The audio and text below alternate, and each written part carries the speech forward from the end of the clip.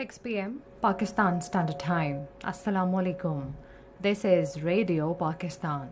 The news read by Aisha Nayab. First, the headlines. Prime Minister will outline Pakistan's viewpoint on issues related to climate change at the Climate Ambition Summit in New York today. Foreign Minister has said Pakistan remains steadfast in its commitment to fight terrorism and extremism. Foreign Office says reports about New Delhi's involvement in an extrajudicial killing in Canada vindicates that India's network of extraterritorial killings has gone global.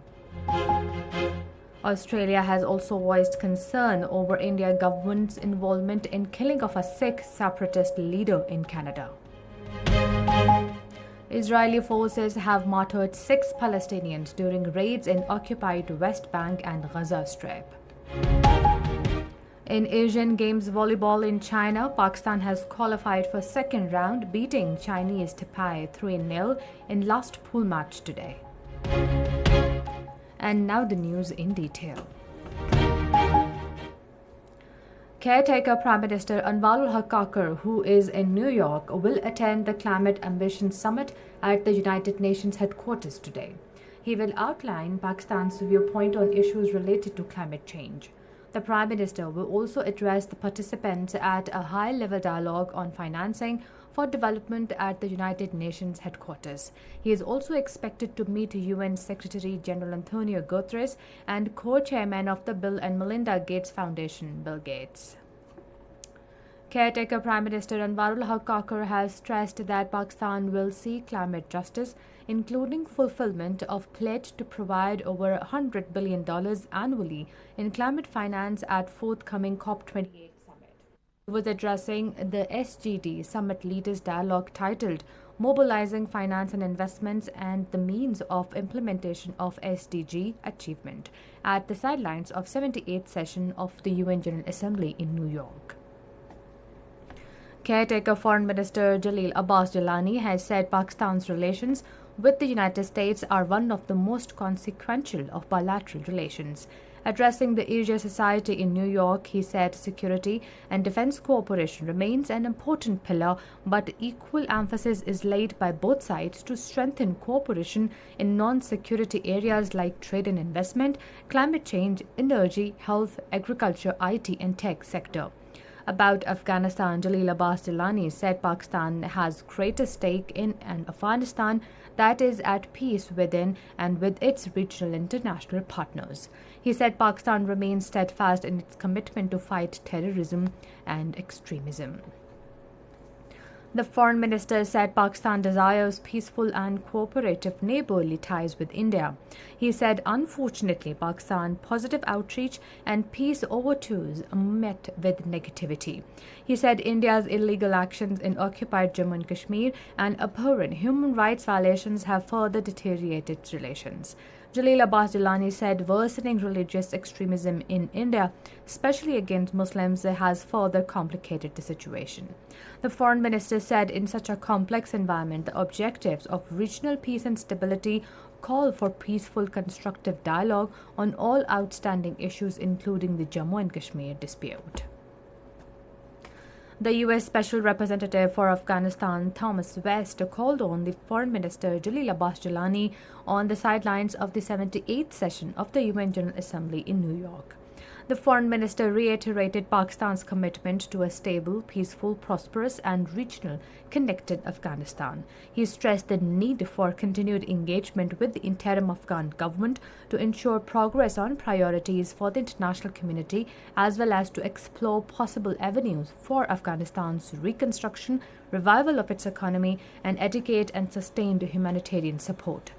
The two sides agreed for continued cooperation aimed at achieving lasting peace and stability in Afghanistan.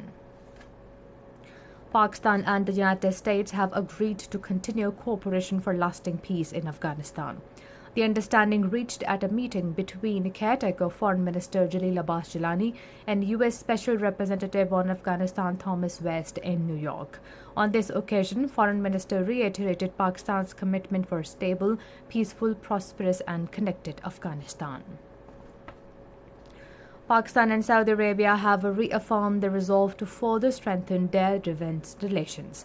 The understanding was reached during a meeting of Chief of General Staff of Saudi Armed Forces, General Fayyad bin Hamid Al Ruhaili, with Chief of Staff Vice Admiral Naveed Ashraf at Naval Headquarters, Islamabad.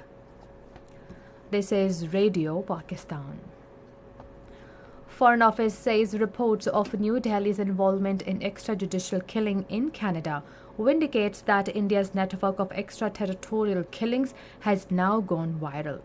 Responding to a question at weekly media briefing in Islamabad today, Foreign Office spokesperson Mumtaz Zahra Baloch said for decades, India intelligence agency RAW has been actively involved in abductions and assassinations in South Asia. She said Pakistan also remained a victim of a series of targeted killings and espionage by RAW. She said in December last year, Pakistan released a comprehensive dossier providing concrete and irrefutable evidence of India's involvement in Lahore attack in June 2021. The attack was orchestrated and executed by Indian intelligence. Election Commission of Pakistan has called a meeting of political parties on the 4th of next month at Election Commission Secretariat Islamabad for consultation on the Code of Conduct under Section 233 of Election Act 2017. According to a press release issued by the Election Commission, a copy of the draft Code of Conduct has also been sent to the heads of political parties so that they can better give their feedback at time of consultation.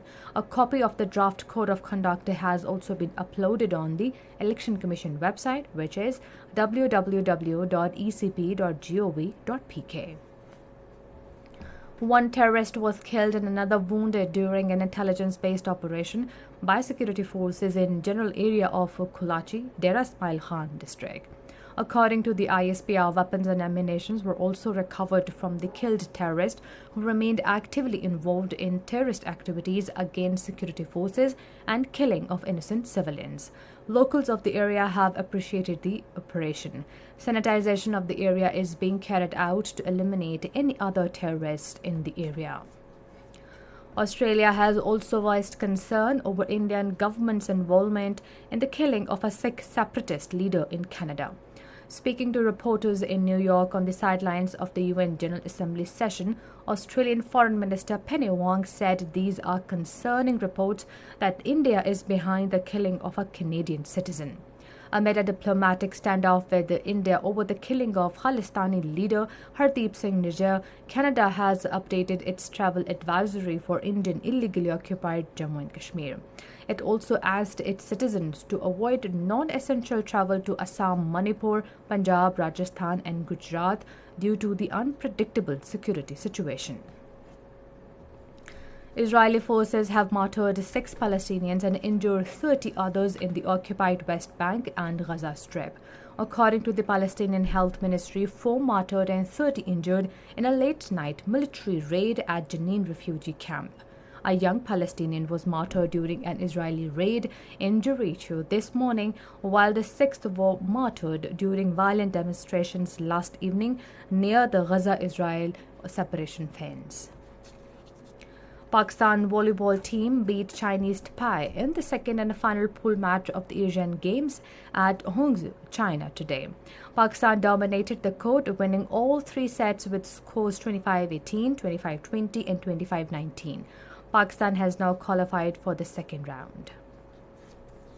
Pakistani mountaineer Shahroz Kashif has achieved a remarkable feat by successfully submitting Mount Manaslu, the world's 8th highest peak, standing at 8,163 meters in Nepal.